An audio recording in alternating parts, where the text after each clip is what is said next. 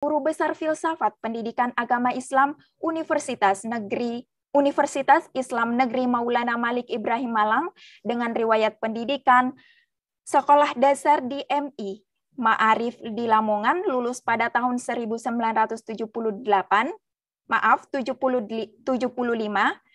kemudian melanjutkan Madrasah Sanawiyah Negeri di Jombang, lulus pada tahun 1979, kemudian melanjutkan tingkat menengah atas di SMA Wahid Hashim Tebuireng di Jombang, lulus tahun 1982, kemudian melanjutkan sarjana muda di program studi pendidikan bahasa Arab di Fakultas Institut Agama Islam Negeri Sunan Ampel Malang yang lulus pada tahun 1986.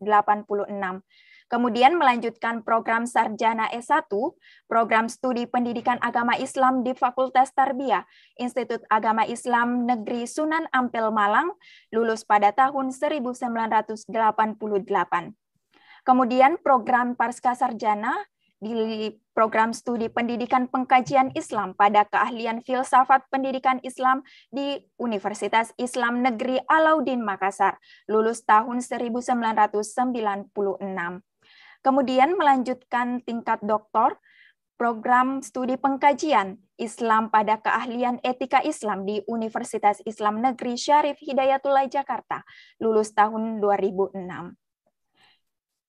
Baik, itulah tadi CV dari pemateri kita yang sangat luar biasa pada hari ini. Semoga bisa menjadi inspirasi bagi kita semua untuk terus semangat dalam menuntut ilmu.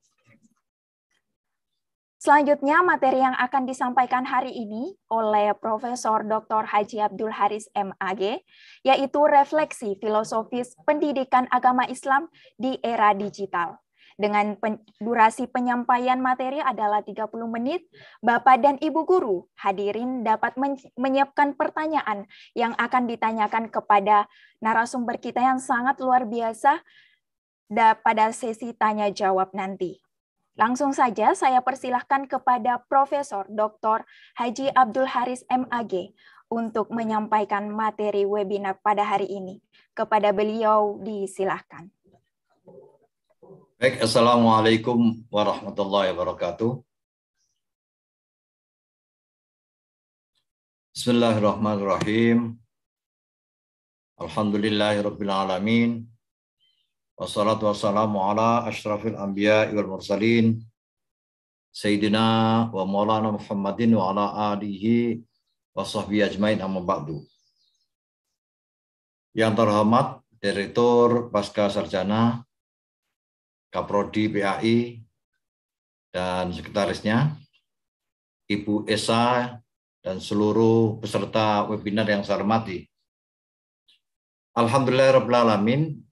Siang ini kita bisa mengikuti acara webinar sebagaimana yang disampaikan oleh moderator, dan alhamdulillah ini satu kreasi yang luar biasa baik oleh dosen maupun mahasiswa.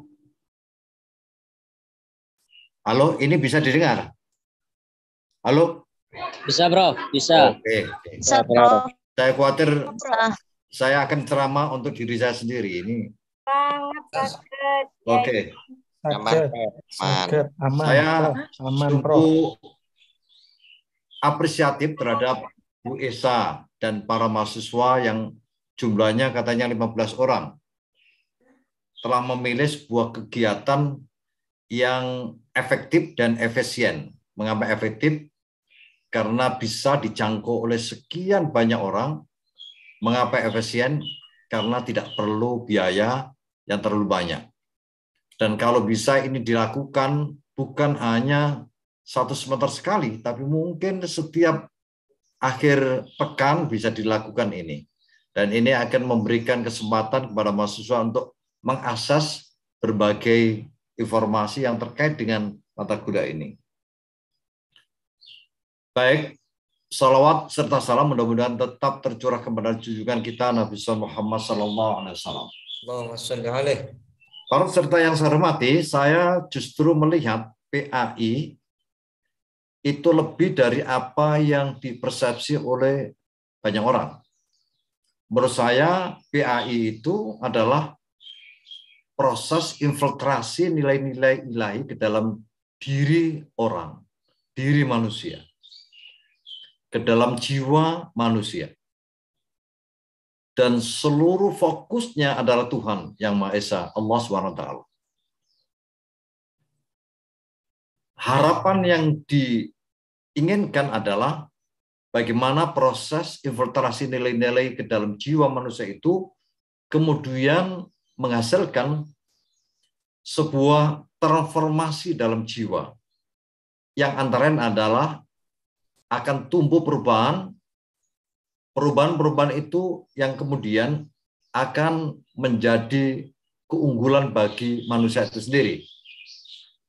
Salah satu keunggulannya adalah bagaimana menciptakan, mengubah, mendesain agar manusia itu mencontoh kreativitas Tuhan. Dan Tuhan ini adalah maha dan amat sangat kreatif. Saya teringat al-hadis al-kamakol, takhallaku bi akhlakillah, hendaklah Anda berakhlak seperti akhlak Tuhan. Ini saja statement saya, apa yang saya sampaikan ini sudah memberi gambaran bahwa pendidikan agama Islam itu amat sangat luas. Tidak kemudian dibatasi oleh proses pendidikan formal. Tetapi lebih dari itu, pendidikan informal dan non-formal.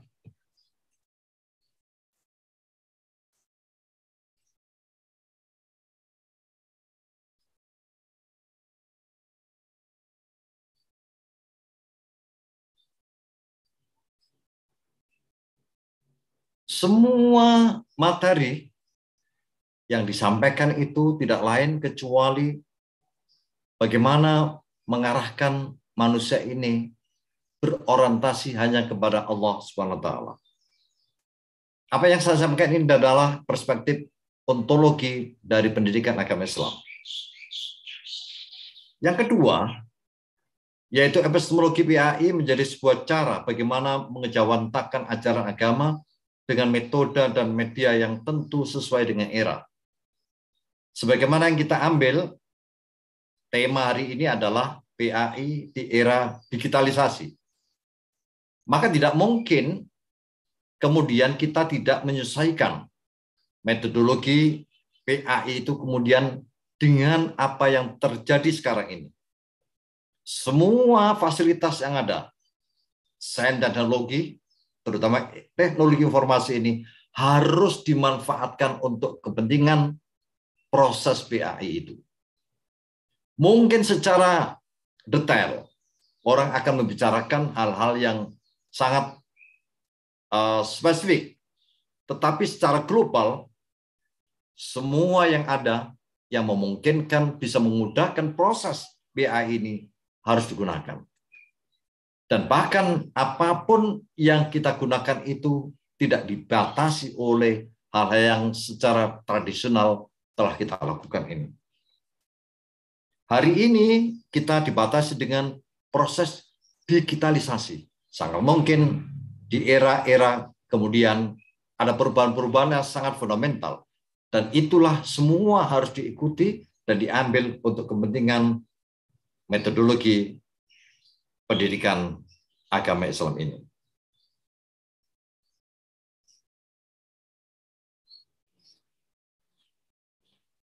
Kemudian untuk apa? Atau aksiologi PAI, untuk apa sesungguhnya mengada? PAI ini mengapa harus ada? Menurut saya tidak lain dan tidak bukan kecuali sebagai gala, sebagai alat, sebagai media juga. Jadi PAI perlu media, tetapi PAI itu juga menjadi media, menjadi gala, menjadikan manusia dan alam ini sesuai dengan rencana. Rencana siapa? Rencana Tuhan.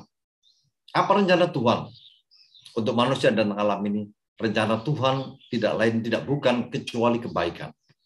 Kalau itu iya, maka sungguhnya aksiologi PAI ini untuk kepentingan kebaikan manusia itu sendiri dan juga kebaikan alam ini. Antara lain adalah mengubah kejahatan menjadi kebaikan yang sejati menjadikan alam dunia tempat manusia mengabdi pada ilahi, jauhkan saling tindas yang berakibatkan semua merugi. Justru dengan BAI manusia dan alam akan jadi damai dan lestari. Ini adalah desain BAI. Maka BAI tidak boleh hanya kemudian diasosiasikan sebuah proses pembelajaran di kelas yang diikuti dengan materi, guru, metode, lingkungan, dan lain sebagainya. Tapi BAI jauh lebih luas ketimbang apa yang dipersepsi banyak orang. Kalau ini juga yang kita pegangi BAI itu, kemudian BAI itu punya kontribusi besar dalam merubah umat manusia ini dari jahiliyah menjadi yang beradab, dari tindas menindas menjadi punya kesamaan derajat, dari saling menghina kemudian saling menghormati.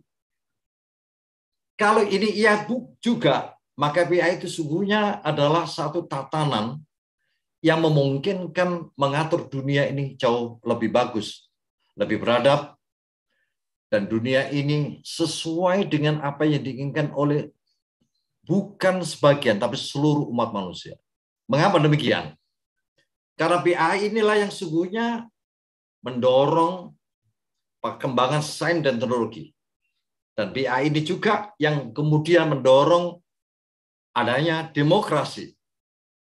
BAI ini juga yang mendorong pengembangan sumber daya manusia dan sumber daya alam. Dan BAI ini juga yang kemudian menjadi pendulum, menjadi kreator, menjadi penguat, menjadi pendorong yang amat sangat kuat agar umat manusia ini menjadi manusia yang saling menghormati. Demikian luasnya BAI itu, maka sungguhnya harapan kita pada BAI itu punya perubahan ya dari sisi pandangan terhadap BAI dan juga perubahan terhadap apa yang seharusnya dilakukan oleh BAI. Yang terakhir adalah bagaimana juga mendidik para guru BAI dalam semua tingkatan untuk menempatkan posisi dirinya amat sangat strategis, yaitu mereka yang mendorong umat manusia ini menjadi beradab. Yang terakhir, kalau ini kita bisa pahami, maka sungguhnya modal utama untuk menjadi pemimpin, modal utama untuk menjadi pembaru, modal utama untuk melakukan perubahan-perubahan yang positif, tidak lain kecuali BAI. Karena BAI itu, pendidikan agama Islam, berarti menginfiltrasikan nilai-nilai doktrin ilahi kepada diri setiap umat manusia. Dan Tuhan Allah SWT itu menjadi fokus yang utama, menjadi fokus dan orientasi yang utama bagi BAI ini. Maka sungguhnya kalau misalnya ya BAI ini kemudian dikembangkan, ya dilihat dan kemudian dijadikan alat untuk pengembangan masyarakat, untuk mengembangkan bangsa dan negara, untuk menertibkan dunia ini jauh lebih bagus misalnya. Maka saya yakin bahwa BAI, pendidikan agama Islam ini, bisa menempati posisi yang amat strategis ini.